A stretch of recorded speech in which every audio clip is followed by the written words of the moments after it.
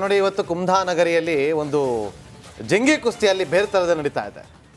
ಲೋಕಸಭಾ ಚುನಾವಣೆಗೆ ಅಭ್ಯರ್ಥಿಗಳನ್ನ ಯಾರನ್ನ ಘೋಷಣೆ ಮಾಡಬೇಕು ಅಂತೇಳಿ ಕಾಂಗ್ರೆಸ್ ಪಾಳ್ಯದಲ್ಲಿ ಸಾಕಷ್ಟು ಚರ್ಚೆಗಳು, ಸಭೆ ಮೇಲೆ ಸಭೆ ಎಲ್ಲವೂ ಕೂಡ ನಡೀತಾ ಇದೆ. ಆದರೆ ಇಬ್ಬರು ಸಚಿವರ ನಡುವೆ ಒಂದು ಪ್ರತಿಷ್ಠೆ ಕಣವಾಗಿ ಮಾರ್ಪಾಟಾಗಿದೆ. ಬೆಂಗಳೂರು ಸೆಂಟ್ರಲ್ ಬಗ್ಗೆ ಮಾತಾಡ್ತಾ ಇದ್ವಿ. ಈಗ ಬೆಳಗಾವಿ ನೋಡಿ, ಅಲ್ಲಿ ಸತೀಶ್ ಜಾರಕಿಹೊಳಿ ಅವರು ತಮ್ಮ ಆಪ್ತನಿಗೆ ಟಿಕೆಟ್ ಕೊಡಿಸೋದಕ್ಕೆ ಲಾಬಿಯನ್ನು ನಡೆಸ್ತಿದ್ದಾರೆ.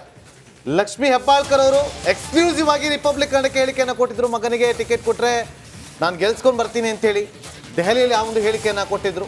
ಸೊ ಈಗ ಆ ಮೂಲಕ ಬೆಳಗಾವಿ ಅಭ್ಯರ್ಥಿ ಆಯ್ಕೆಯಲ್ಲಿ ಒಂದು ಒಮ್ಮತ ಮೂಡಿ ಬರ್ತಾ ಇಲ್ಲ. ಒಬ್ಬರು ಮುನಿಸ್ಕೊಂಡ್ರು, ಅಲ್ಲಿ ಕಾಂಗ್ರೆಸ್ಗೆ ಪೆಟ್ಟು ಬೀಳೋದು ನೋ ಡೌಟ್.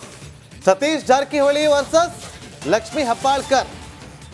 ಅಲ್ಲಿ ತಾರಕ ಕೇಳ್ತಾ ಇದೆ ಟಿಕೆಟ್ ಯಾರು ಕೊಡಿಸ್ಬೇಕು ಅಂತೇಳಿ. ಉಭಯ ನಾಯಕರಲ್ಲಿ ಭಿನ್ನಮತ ಸ್ಫೋಟ ಆಗಿದೆ. ಇನ್ಫ್ಯಾಕ್ಟ್ ಅಲ್ಲಿ ಸತೀಶ್ ಜಾರಕಿಹೊಳಿ ಅವರೇ ಅಭ್ಯರ್ಥಿಯಾಗಿ ನಿಲ್ಲಬೇಕು ಅನ್ನೋ ಮತ್ತೊಂದು ವಾದ ಕೂಡ ಇದೆ. ಬಟ್ ಅವರಿಗೆ ಪರ್ಸನಲಿ ಇಷ್ಟ ಇಲ್ಲ ಅನ್ನೋದು ಆಂತರಿಕವಾಗಿ ಸಿಗ್ತಾ ಇರುವಂತಹ ಮಾಹಿತಿ.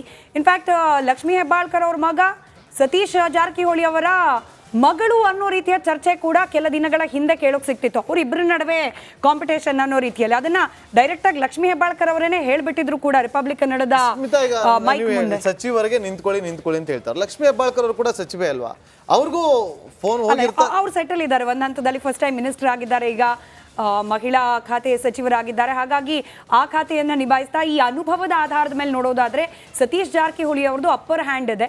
ಹೀಗಾಗಿ ಅವರ ಹೆಸರು ಬಹಳ ಪ್ರಬಲವಾಗಿ ಕೇಳೋಕೆ ಸಿಕ್ತು. ಇನ್ನೂ ಒಂದು ಮಾತಿದೆ, ಅವರ ಸಚಿವ ಸ್ಥಾನವನ್ನ ಖಾಲಿ ಮಾಡಿ ಆ ಕುರ್ಚಿಗೆ ಇನ್ಯಾರನ್ನೋ ಫಿಲ್ ಮಾಡಬೇಕು ಅನ್ನೋ ಕಾರಣಕ್ಕೇನೆ ಅವ್ರನ್ನ ರಾಷ್ಟ್ರ ರಾಜಕಾರಣದತ್ತ ಕಳಿಸೋ ಪ್ರಯತ್ನಗಳು ಕೂಡ ಹಿಂದಿಂದೆ ನಡೀತಾ ಇದೆ. ಅದ್ರ ಹಿಂದೆ ಕೂಡ ಲಕ್ಷ್ಮೀ ಹೆಬ್ಬಾಳ್ಕರ್ ಅವರ ಒಂದಷ್ಟು ಪಾತ್ರ ಇರಬಹುದು. ಅಂತೆ ಕಂತೆ ಸುದ್ದಿಗಳು ಎಲೆಕ್ಷನ್ ಟೈಮಲ್ಲಿ ನಡೆಯುವಂತ ಸಿಎಂ ಬಣ ವರ್ಸಸ್ ಡಿಸಿಎಂ ಬಣ ಇಲ್ಲಿ ನೇರವಾಗಿ ಫೈಟ್ ಆಗ್ತಾ ಇದೆ. ಗೊತ್ತಿಲ್ಲ ಯಾರ ಕೈ ಮೇಲುಗೈ ಆಗುತ್ತೋ. ಯಾಕಂದ್ರೆ ಡಿಸಿಎಂ ಅವರು ಆಲ್ರೆಡಿ ದೆಹಲಿಗೆ ಹೋಗಿದ್ದಾರೆ. ಸಿಎಂ ಅವ್ರು ಹೋಗ್ಬೇಕಿತ್ತು, ಕ್ಯಾನ್ಸಲ್ ಆಗಿದೆ ಅವರ ಪ್ರಯಾಣ.